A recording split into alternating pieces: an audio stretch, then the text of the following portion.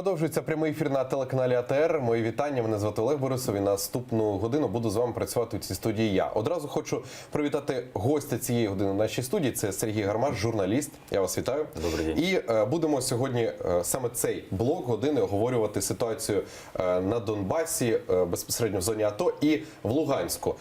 Так би мовити, підсумуємо останні новини стосовно тих та інших ситуацій. Але про все це по черзі. Почну з того, що ОБСЄ показала відео перестрілки біля Донецької фільтрувальної станції. Вони нарахували сотні порушень режиму припинення вогню. Саме ця фільтрувальна станція забезпечує питною водою Авдіївку, села, які знаходяться поблизу, та частину Донецьку.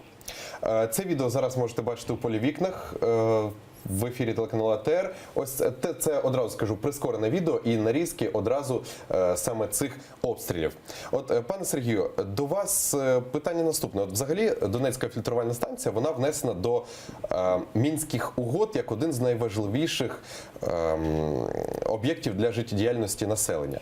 Але попри це, ось ці відеокадри, що зафіксувало ОБСЄ, вже підтверджують те, що Мінські домовленості в черговий раз вже не виконується. Чому це так трапляється? Навіщо бойовики спеціально цілять у цю Донецьку фільтрувальну станцію, хоча знають, що вона дуже і їм, і Україні потрібна? Ну, во-первых, вы правильно сказали, Минские соглашения – это на самом деле не соглашение, а Минские договоренности. Потому что соглашение – это юридический документ. То, что было подписано в Минске, юридическим документом не является, никем не ратифицировано. Соответственно, это чисто политические договоренности, которые каждая сторона воспринимает, как она считает нужным, и использует, соответственно. То есть прислушивается к ним или не прислушивается – это ее дело, да? В данном случае, когда мы говорим о Донецкой фильтровальной станции, то опять же нужно учитывать тот факт, что она питает не только неподконтрольную часть Донецкой области, но и подконтрольную. Более того, через Донецк вода поступает и в Мариуполь тоже. Поэтому вопрос, скажем так, здесь скорее лежит не в желании боевиков там, или наших лишить кого-то воды, да, а в том, что идет война. На войне, там, где стреляют, там невозможно полностью, скажем так, контролировать ситуацию. Если будут какие-то провокации вооруженные со стороны, где там между ними, да, лежит Донецкая фильтровальная станция, то нужно понимать, что, наверное, это не будет тем объектом, который позволит, скажем так, пройти через нее там боевикам на нашу территорию, либо нашим подразделениям попасть на ту територію. Просто втрачається сенс. От не зрозуміло чому. Навіщо вони це роблять, хоча знають, що самі собі, ну, мовно кажучи, копають яму? Ну, не только сами себе, да, и Авдеевке, и в Мариуполю. То есть они это делают для того, чтобы не допустить каких-то продвижений наших войск, в первую очередь, я думаю, во вторых очередь, чтобы напомнить о себе, вот об этом говорят, да. Давно бы ДНР не говорили, в основном БЛНР говорят. Это тоже играет свою роль. То есть, ну, когда ружье висит на стене заряженное, оно когда-нибудь обязательно выстрелит. В данном случае мы наблюдаем эту ситуацию. Окрім розмов і закликів, як ще можна тиснути, я вже не знаю, як правильно сказати, на Росію, на ДНР, ЛНР, на от взагалі на цю ситуацію, щоб врешті-решт вогонь припинився? Або хоча б був режим припинення вогню? Ну, на самом деле нет однозначного ответа, выгодно ли Украине, чтобы огонь прекратился, потому что это будет означать консервацию конфликта, и на той территории начнется мирное строительство нового государства, которое будет враждебно Украине. С одной стороны. С другой стороны, эти государства не для того создавались Россией, и не для того она вкладывала туда огромные деньги, и в первую очередь деньги не в социальную сферу вкладываются, а все-таки в военные бюджеты, вот в эти так называемые армейские корпуса, да, чтобы эти территории оставили, скажем так, нас в покое. То есть мы не можем от них отгородиться, мы не можем односторонне прекратить, скажем, ведение огня какого-то. Нам приходится отвечать. Это их задача дестабилизировать ситуацию в Украине, в том числе и таким образом. Они ее выполняют, и по-другому не будет никогда. Когда говорят о том, что давайте от них отгородимся и начнем строить сильную Украину, а там пусть они хоть что там с ними случится. Ну, это неверная точка зрения, потому что от них отгородиться невозможно. Пока они есть, они будут, скажем, они нас не оставят в покое, даже если мы их оставим в покое. Поговорили трошки про ситуацію на Донбасі, зокрема і про ДФС, але хочу ще от плавно перейти до Луганська. Стосовно тієї ситуації, яка там коїлася останній тиждень, і складається таке враження, що цей, от, так би мовити, сценарій, який зараз відбувається у Луганську, він прописувався вже давно заздалегідь, тому що дуже швидко там все відбувається. Спочатку Плотницький заявляв, що не буде тікати, потім тікає, врешті-решт тимчасово виконуючий обов'язки є і так далі. От спочатку хочеться почути вашу думку стосовно, чи можливий цей сценарій був вже заздалегідь відомий? Чи все ж так от спонтанно відбулося? Я считаю, не было этого сценария, все происходило спонтанно, скажем так, по ходу событий, потому что если бы был сценарий, то Плотницкому незачем было обвинять того же Корнета, который все-таки остался, да, в государственном измене, в госперевороте фактически. Если бы был сценарий, не нужно было вводить туда дополнительные там российские подразделения, либо свозить из Донецка. То есть я считаю, что ситуация была как раз неуправляемой, она является отражением событий или, скажем, процессов, которые происходят в Москве, то есть борьба силовых ведомств, которые курируют силовиков ЛНР, ДНР, и борьба политических кураторов, ну, с политическими кураторами, которых олицетворяет Сурков. В данном случае мы можем сказать, что победили силовики, и это является отражением очень серьезного, скажем так, тренда, тенденции в Москве, что все-таки уже силовики начинают диктовать политикам, что делать и как развивать, скажем так, ситуацию. И то, что в так называемой ЛНР, в Луганске, скажем так, к власти пришел представитель силовиков, это министр госбезопасности, так называемый. Ну, это тревожная для нас, опять же, тенденция, потому что если власть попадает к армии, да, то армия будет ей пользоваться. Более того, интересный случай, что и специально под него, то есть там же были нарушены все ихние законы, если это можно назвать законами, Конституция была нарушена. Специально под этого человека срочно была изменена Конституция государства, понимаете? То есть Народный совет, так называемый, поставили уже постфактум в известность о том, что Плотницкий там рекомендовал кого-то на главу вместо себя. Хотя Плотницкий до последнего момента отрицал все это. Как уже его убедили в Москве, мы не знаем. Но ни Москве, ни кому-то еще эта ситуация выгодна не была. Ну, я имею в виду политической Москве, потому что теперь ей придется рассказывать там в Минске, она уже не сможет говорить, что договаривайтесь с республиками, потому что мы можем сказать, что в республик, что это такое вообще, да, там, а сегодня одна группировка пришла к власти, завтра другая, это какая-то вольница анархическая, махновщина, а не политическая структура. Поэтому это именно является отражением событий или тенденций, происходящих в Москве. То есть все больше армія і силовики беруть власть іменно в Росії. Це відображається на Донбасі. Але знаєте, от трошки, от особисто я, коли от листав, читав ці новини, трошки губився. Я до кінця, чесно кажучи, не можу зрозуміти, чим заважав Плотницький. Тому що зрозуміло, що там керує всім Москва, зрозуміло, що там от іде бій такий між силовими структурами, да? Але чому тоді Плотницький побіг в Москву? До кого він втік?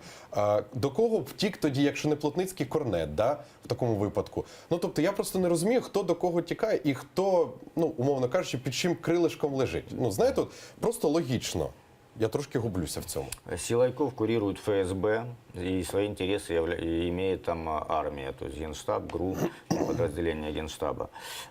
Плотницкого, соответственно, то есть политическое руководство курирует Сурков, скажем так, одна из башен Кремля, Сурков достаточно близкий к Путину, скажем так. Поэтому Плотницкий, да, ездил, я уверен, ездил на консультации к Суркову, спрашивать, что делать, и, наверное, ему просто сказали, что эта битва проиграна. То есть, в принципе, как бы все очевидно, поскольку контрабандой там всегда занимались силовики. Этот конфликт уже не первый год тянется. Он начался еще с ареста бывшего министра энергетики Лямина, которого арестовал вот нынешний глава так называемой ЛНР, министр госбезопасности Пасечник. Тогда он заявил, что 80% угля, добываемого в республике, контрабандой поставляется в Украину. Из этого оплата за этот уголь ни рубля там не идет в бюджет ЛНР. Скандал замяли, Лямина отпустили, Пасечник остался на своем месте, но как бы Пасечник и Плотницкий ненавидели друг друга с тех пор, эта борьба все время продолжалась. Пасечник ни разу не был на заседании так называемого Совета министров, который там каждый месяц проводил Плотницкий. Поэтому этот конфликт очень давний, он тянется давно, и именно за борьбу над, скажем так, економічними потенціями, над фінансами.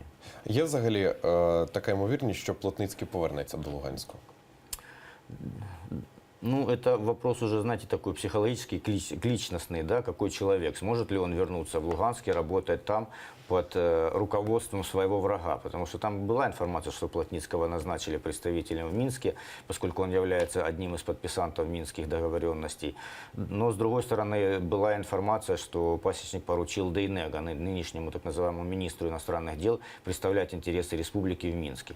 Поэтому я думаю, что Плотницкий, скажем так, ну, ему психологически трудно будет вернуться, но если скажут, то придется, потому что, честно говоря, дружба с Москвой вот такая, когда предать свою родину и пойти на компромисс или на услужение врагу, это билет в один конец, у него нет выбора в принципе. Але ж, якщо трошки відвернути історію назад на пару років тому, то дуже багато було новин стосовно того, що Захарченко, Плотницький, друзі, на віка, зняття, якщо неправильно, то виправте мене, будь ласка,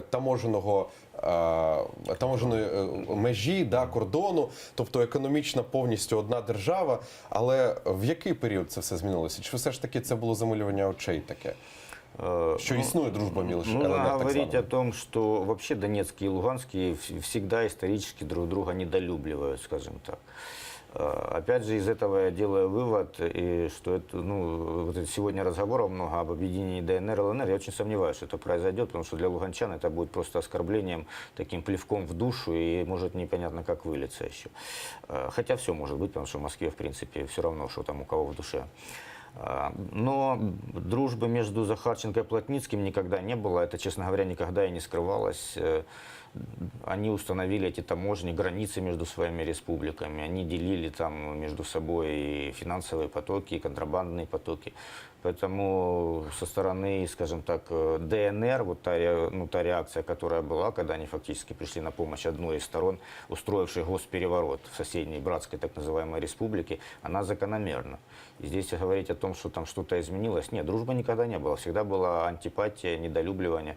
Здесь даже личности абсолютно разные, ну, типаж личности. Плотницкий бюрократ, скажем так, из системы еще, вот, ну не советской, а вот совковой украинской системы, поскольку в Луганске совок очень долго тянулся там вот до самой русской весны, а сейчас вообще вошел, скажем так, в пик. А Захарченко, ну что, он торговал, он контрабандой занимался, то есть это вот такой делец туповатый.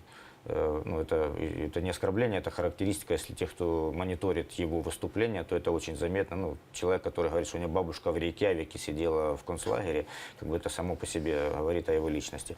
Поэтому у них изначально не могло быть, в принципе, взаимопонимания и большой дружбы. Чи може Україна зробити якісь висновки з цього, що відбувається у Луганську? І чи може вона якось відіграти свою роль або виграти на цьому? Якісь кроки зробити? Украина могла бы, если бы, скажем так, более решительно действовала, использовала вот этот момент безвластия в республике, а он был как минимум 2 дня, для того, чтобы отвоевать какие-то территории. Мы отвоевали, правда, там 3 села. Опять же, там наши военные опровергают дипломатично этот факт, другие подтверждают его. Но я думаю, что это правда. Все-таки воспользовались ситуацией, но могли бы сделать это более масштабно. Мы, опять же, можем показывать и говорить всему миру, что стратегия Москвы, там, договаривайтесь напрямую с Луганском и Донецком, она не может быть осуществима. Даже не потому, что Украина не хочет, хотя для нас это не, ну, как бы недопустимо изначально. Ну, просто потому, что там не с кем договариваться, там нет власти. Там есть бандитские группировки, которые там друг друга себя меняют, никакого закона, ничего фактически нет. И мы должны об этом говорить миру, потому что в Европе, там, в США не все это понимают. И многие продолжают настаивать, там, что у нас гражданская война, и надо как-то там решать между собой эти вопросы. На самом деле решать не с кем. То есть Украина должна ставить, опять же, вопрос, кого теперь представляют люди, которые находятся в Минске, в этой группе переговорной. Если Плотницкий, скажем так, как физическое лицо подписывал Минские соглашения, сейчас он уже никто в этой республике. Они представляют, кого там теперь. Ну, то есть много вопросов. Эту ситуацию можно обыгрывать и нужно обыгрывать, если у Украины будет, конечно, такое желание. Пока что, как-то, мне кажется, мы очень пассивно за всем этим наблюдаем. Может быть, военные это используют как-то там, или наша контрразведка, я не знаю. Потому что постоянно мы слышим из Луганска взятие очередной ДРГ украинской. Я даже не знаю, где, когда мы успеваем их готовить. Буквально каждый день там ДРГ, это уже там полнаселение Украины туда переехало в виде ДРГ. ФРГ, наверное. Тем не менее, это есть. Может быть, так, ну, как бы наши военные структуры это используют. Политически я не вижу вообще никакой, скажем так, эффекта от этой ситуации. Ну, СБУ каже, що там розвідники постійно стежать дуже прицільно стежать за ситуацією у Луганську, роблять висновки, але поки що, окрім можливо, бачили, да, що СБУ оприлюднило розмови Корнета з ватажками усілякими, тобто про роззброєння угруповані всілякі. Тобто, ну, про це будемо стежити за Службою безпеки України, що вони кажуть. І останнє стосовно цього блоку хотів би вас спитати, взагалі, чи можна спрогнозувати зараз, вже от по висновкам того, що бачимо, того, що маємо, чи можемо ми спрогнозувати взагалі, що може відбуватися далі в Луганську, як розвиватимуться ці події? Ну, можно сказать однозначно одно, что когда нет денег на социальные выплаты, вообще ухудшается экономическая ситуация, тогда начинается закручивание гаек. Вот сейчас оно уже началось, и фактически, скажем так, ФСБшники, да, в виде МГБ, так называемый ЛНР, они уже плотно занялись, скажем, там, вот этим процессом. Ну, кроме того, что они пришли напрямую к власти, они запретили украинские СМИ. То есть там заблокирован весь украинский сегмент интернета, к сожалению. Вот тот же остров, который я возглавляю, там он как бы был открыт. Ну, то есть в 2014 году его блокировали, потом периодически там одни провайдеры блокировали, другие нет. Сейчас уже МГБ ЛНР как бы запретила, все провайдеры заблокировали весь украинский, скажем, интернет, новостной, по крайней мере. Поэтому это уже закручивание гаек, это уже более серьезная ситуация. Я думаю, даже можно рассматривать это как вот подготовка плацдарма для какого-то, скажем так, более решительных военных действий, особенно на фоне, когда Путин там говорит, что экономику России нужно ставить на военные рельсы, да, это все неделю назад было. То есть я думаю, что в комплексе это очень тревожный сигнал именно для нас, для України. А чи проводите ви от моніторинг стосовно того, скільки людей на окупованій території читають ваш сайт? Ну, такой статистики не может быть. Есть статистика по Донецкой и Луганской областям, как области поделены, скажем так. Я могу сказать, что несмотря на то, что большинство нашей аудитории это все-таки украинская, скажем так, патриотично настроенная, да, аудитория выехала, наша аудитория вообще из Донецкой и Луганской области меньше не стала, даже несмотря там на запреты на определенных территориях. Поэтому я думаю, что потребность есть в украинских СМИ там, особенно в украинских СМИ, которые рассказывают им о жизни ихней, то есть о том, что там происходит. Потому что там, чтобы вы понимали, все СМИ на законодательном уровне являются государственными. У них нет фактически свободы СМИ, у них нет альтернативных точек зрения, у них есть только пропаганда, а люди все равно хотят знать, что происходит вокруг них. Поэтому, допустим, вот когда во время вот этого кризиса на прошлой неделе наша посещаемость моего сайта в 2 раза буквально увеличивалась. Я думаю, что это показатель того, что заходили и оттуда, скажем так, и с Украины, с остальной территории Украины. Ну, как бы потребность в информации очень большая сейчас. Гуляла в інформаційних стрічках така новина, що от коли відбувся цей, ну, так званий переворот, не переворот, не знаю, як це правильно сказати, але, умовно кажучи, переворот в Луганську, то гроші вивозили налічкою з Луганську. Чи можете підтвердити цю інформацію, чи спростувати? Тому що така новина гуляла, але ну, ніхто підтвердження Я не може не могу дати. ни подтвердить, ни опровергнуть. Если субъективно, то я этому не верю. Потому что, ну, по крайней мере, в Россию вывозить российские деньги, да, сами бы россияне не позволили. Поэтому, может, там что-то Плотницкий вывез в чемодане, но вот говорить о том, что вся наличка вывозилась, я очень сомневаюсь. Опять же, информация была распространена нашей разведкой. При всем моем уважении к разведке нужно понимать специфику этой структуры, да, то есть она имеет определенные цели, и в числе одной из целей дестабилизация ситуации на территории противника. Возможно, вот эта информация имела именно такую цель перед собой. Мне, как, ну, если объективно, то мне трудно давать оценку. Я і спитав, тому що, знову ж таки, я бачу цю інформацію, але так зрозуміти, правда це чи ні, неможливо. Добре, будемо стежити за цією. Ще хотів таке сказати, що у Фейсбуці журналіст Олексій Бобровніков на своїй сторінці написав, що тимчасово виконуючий обов'язки так званої ЛНР Леонід Пасічник організовував схеми з продажу дороговартісних виробів з Україною. Зокрема, там про золото і срібло йшлося. І там мова йде про мільйон. До речі, ось це відео у полі вікні можемо бачити. Це, от, я так розумію, контрабанду тут схопили, і вироби можете бачити. Зараз от на відео буде, що це золоті вироби та зі срібла. у вигляді тризубів, з патріотичними гаслами, хрести, медальйони, ну тобто все, що можна продавати на нашій території.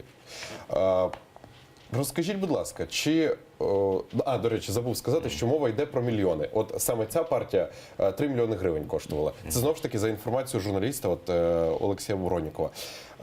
Це мова йде за фінансування тероризму, чи як це взагалі можна сказати? Тимчасово виконуючий обов'язки там ганяє контрабанду і на цьому заробляє гроші від України. Ну, естественно, это является финансированием терроризма со стороны его партнеров на территории Украины, конечно. И причем объемы вот этой серии, скажем так, они не ограничиваются. То есть там можно больше говорить об объемах контрабанды, в первую очередь угля, дальше сигареты, спиртное оттуда, скажем так, поступает. И опять же это говорит о том, что было определенное деление, да, то есть тут же Луганова контролировался Плотницким завод спиртной, да, водочный. Рынок драгоценных металлов, там, наркотиков контролируется силовиками. Сейчас это все, наверное, будет переподчинено под одну крышу силовиков. Поэтому здесь опять же очевиден вот этот вот мотив, да, для чего все это делать, кому это выгодно. И то, что у них есть партнеры в Украине, они есть, и я думаю, что одну партию задержали, но, наверное, это не единственная партия, да, и это очевидно просто. То, наверное, это партнеры тоже достаточно высокопоставленные и имеющие доступ, как минимум, к линии разграничения. Это тоже, вопрос, что война все-таки выгодна не только там, но и здесь. Хто такий Леонід Пасічник? Звідки він взявся? Чия це людина? Я до чого веду? Ви хвилин 10 тому назад сказали, що там взагалі порушений так званий закон цих недореспублік, що взагалі виконуючим обов'язки мав стати інший. Але призначили Леоніда Пасічника. Що це за людина? Звідки він? І взагалі, хто це?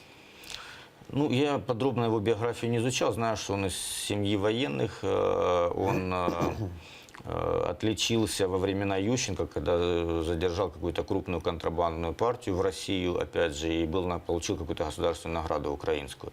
То есть это был кадровый СБУшник, который работал там до последнего дня, так кстати, предал родину. После этого он возглавил МГБ ЛНР. Чей он человек? Опять же, человек ФСБ, скажем так, человек российских силовиков, представляет их интересы. Я знаю, что когда он арестовал того же Лямина, министра угля, то вроде бы за Лямина вступался сам Сурков. И после этого его все-таки отпустили. В данном случае это опять же говорит о том, что интересы Суркова и интересы силовиков, скажем так, не совпадают на территории Луганщины, как минимум. И в данном случае победили силовики. Уточнення. Тобто, чи можна казати, що Пасічник – це людина більш лояльна до Захарченка в даному випадку, чи ні? Чи навпаки? Я думаю, нет. У него свои интересы будут, скажем так, и свои хозяева в Москве. Захарченко просто по складу характера, скажем, ближе к силовым методам, да, он не бюрократ. Но это не значит, что сейчас они там подружатся с Пасечником, тем более, опять же, кто такой Захарченко, да, я же говорю, он курятиной торговал, контрабандой, а Пасечник боролся с контрабандой в Украине, за это награды получал. То есть я думаю, что для них психологически будет сложно стать друзьями. Тобто не виключено, що і надалі можуть продовжуватися такі конфлікти, але Пасічник щойно став тимчасово виконуючим обов'язки ЛНР, так званої, він сказав, що готовий йти на діалог з так званою ДНР і дружити з ними. Це пряма мова така була. Знову ж таки, можемо очікувати, що це лише слова, а насправді буде інакше?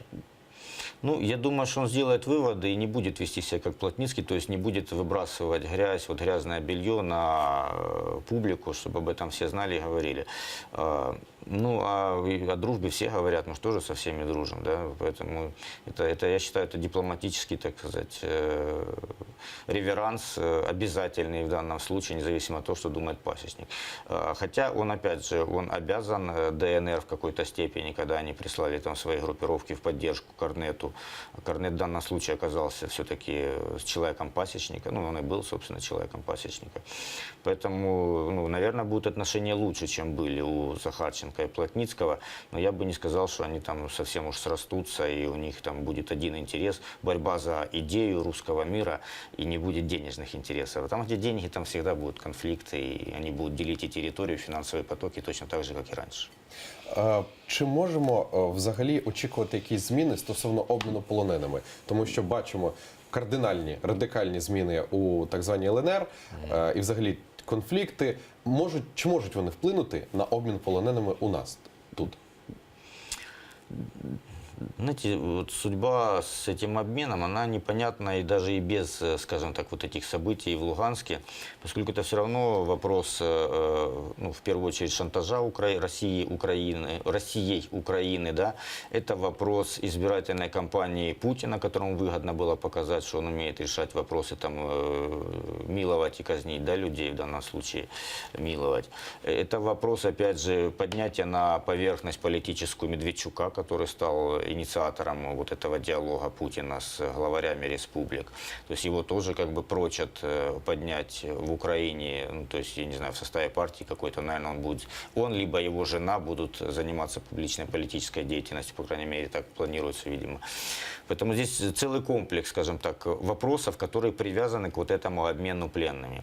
С другой стороны, ведь по обмене уже говорят 1,5 года, и обменов не было. Почему? Потому что есть противоречия вообще в количестве людей, в составе людей. И эти противоречия одним звонком, они ведь не сняты. Поэтому прогнозировать, все-таки состоится обмен или нет, очень сложно, действительно. Непонятно, чей интерес там взыграет. Я думаю, что его, по крайней мере, сейчас затянут, пока Украина не покажет свои позиции в Минске, вот в связи со всеми этими событиями. Потому что если Украина скажет, что, допустим, мы не хотим участия, да, ЛНР, там, представителей ЛНР, потому что непонятно, кого они представляют, то тогда обмен сорвется. А Украина не скажет этого, пока не решит вопроса с пленными. Поэтому, наверное, этот вопрос будут тянуть, но все-таки он состоится, потому что, ну, звонок Путина был сделан, и как бы здесь уже определенная заявка есть. А кто уже сможет с большим плюсом для себя это использовать, естественно, Россия будет делать все, чтобы Путин это использовал с плюсом для себя. Но наша, наверное, сторона тоже захочет использовать этот момент для плюсика себе, потому что у нас тоже выборы грядут.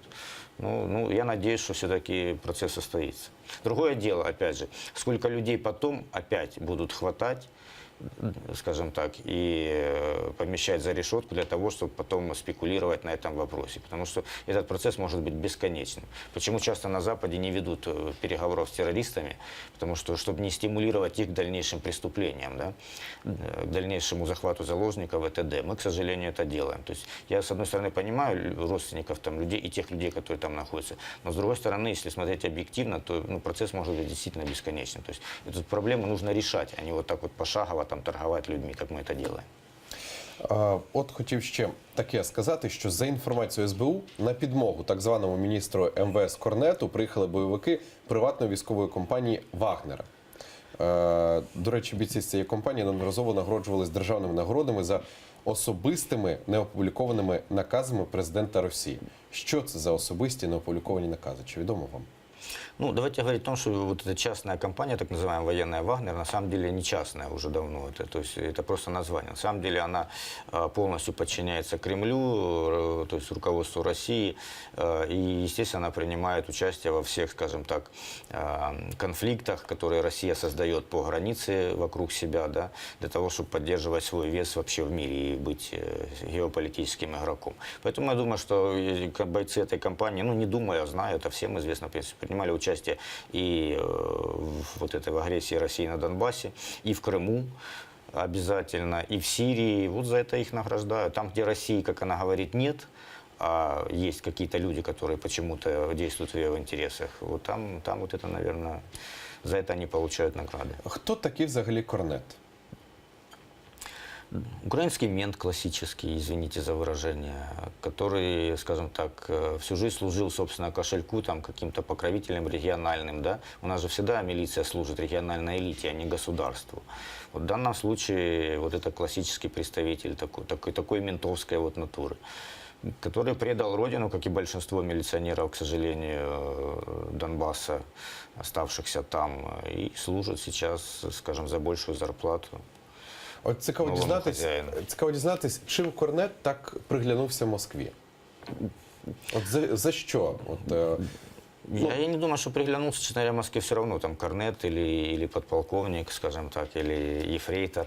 То есть это просто человек, который в данном случае выполнял указы силовиков, команды, скажем так, который выгоден, который курирует какие-то финансовые там, потоки, контрабандные потоки.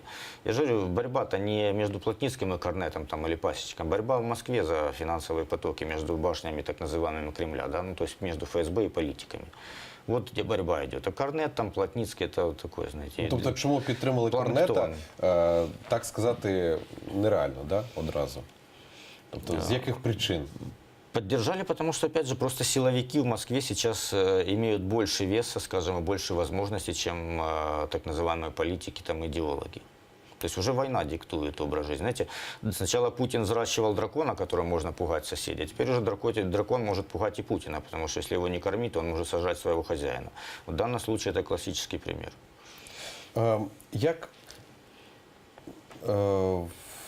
Яким взагалі чином Путіна це може зжертвувати, як ви сказали? Ну, Путин тоже заложник ситуации, да, усиливая армию и вообще вот ведя военные кампании постоянные, он автоматически усиливает армию. Усиление армии – это усиление военных бюджетов, на которых зарабатывают конкретные люди, да, это усиление и обогащение конкретных генералов, это финансовые потоки там, с того же Донбасса, я думаю, уже из Сирии налажены какие-то тоже финансовые каналы, то есть это деньги прежде всего. И люди, которые их имеют, они тоже борются. Ну, во-первых, они становятся крепче и крепче постепенно. Они уже начинают отстаивать свои интересы. Поэтому Путин сейчас от них зависит точно так же, ну, даже в большей степени. Кто такой Сурков? Суркова можно выгнать просто. Он никто.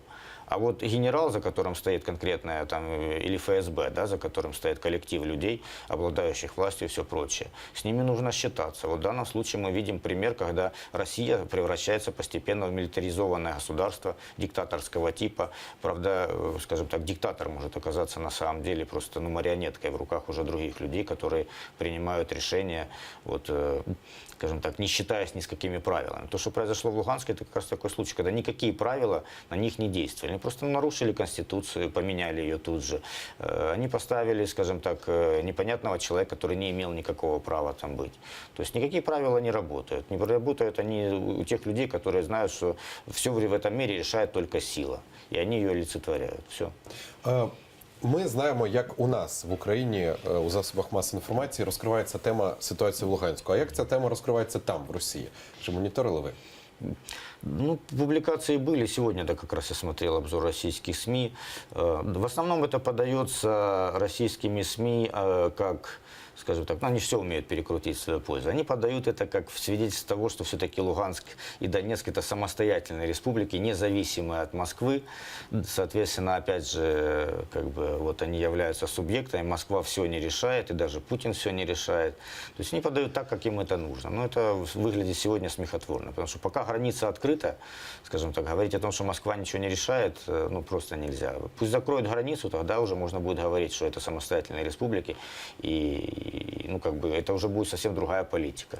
Пока что это все манипуляции, очень дешевые, скажем, не маючи смисла. З останніх новин, які читав, бачив, що Плотницького звинувачують у тому, що він там або його поплічники працювали на українську розвідку.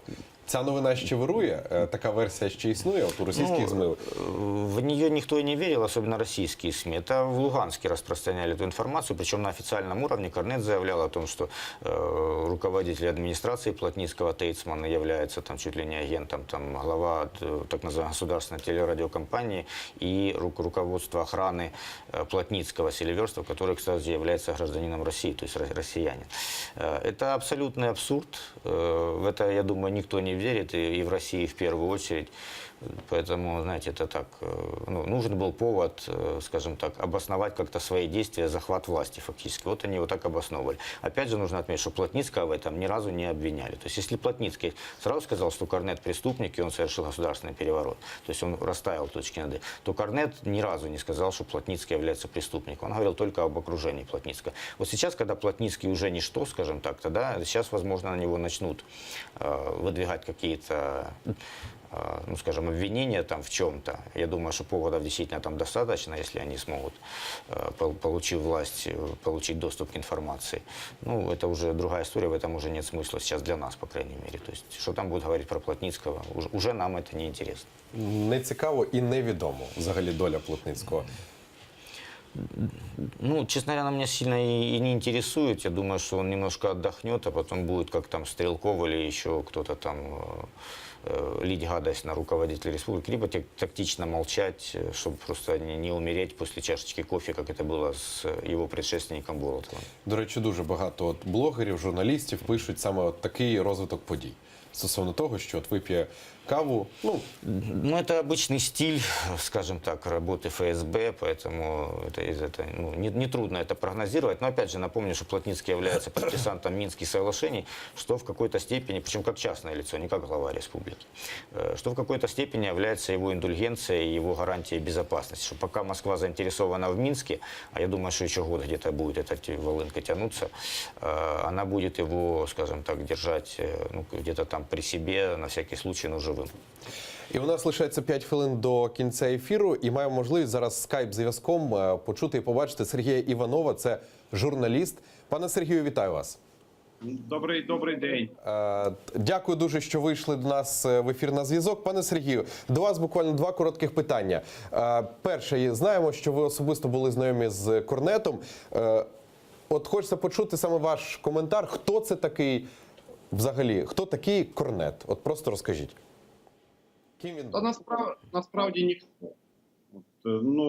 Це так дійсно і є. Це людина, яка працювала на міському відділенні міліції, тоді ще це такі, знаєте, як кажуть, опорняк.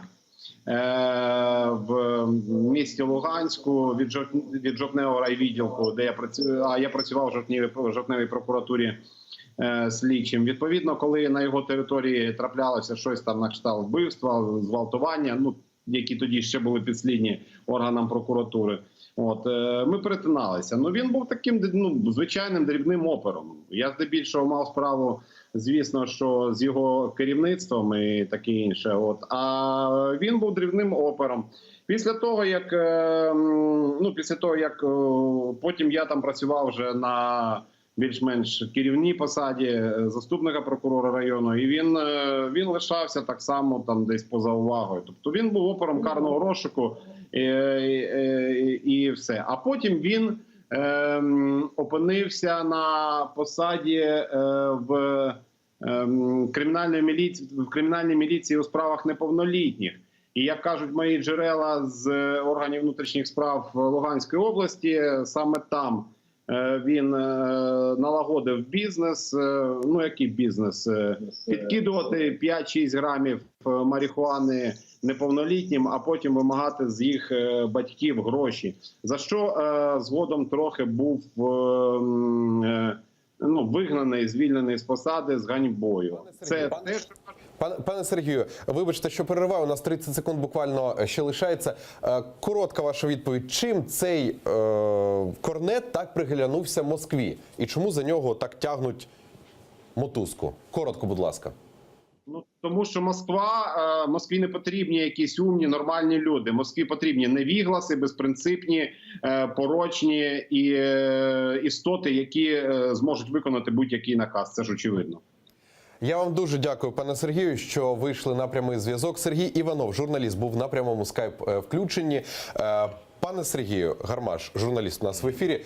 20 секунд до кінця ефіру лишається. Короткий ваш коментар стосовно цієї ситуації, стосовно того, що почули, і будемо завершувати.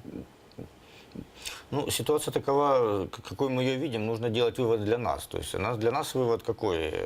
Тенденция, скажем, обозначилась все-таки на силовое разрешение конфликта. Она и для нас четко обозначила, что договариваться не с кем. И любой компромисс политико-дипломатический, так называемый, будет в ущерб Украине только. К этому нужно готовиться. И то, что наши люди там, они по-прежнему остаются в опасности, потому что никакого закона там нет, скажем так. И там все-таки около миллиона только в ЛНР, там минимум миллион 800 тысяч людей живут, скажем, это граждане Украины. Об этом нужно помнить, и об их безопасности нужно думать. Дякую вам дуже. Сергій Гармаш, журналіст, був гостем у нашій студії цієї години. Я хочу одразу проанонсувати, що у наступній годині гостем у нашій студії вже буде Айдер Муждабаєв. Поспілкуємось з ним на найактуальніші теми, які стосуються як України, так і світу. А за 5 хвилин в ефірі АТР новини «Заман». Залишайтеся з АТР, буде цікаво.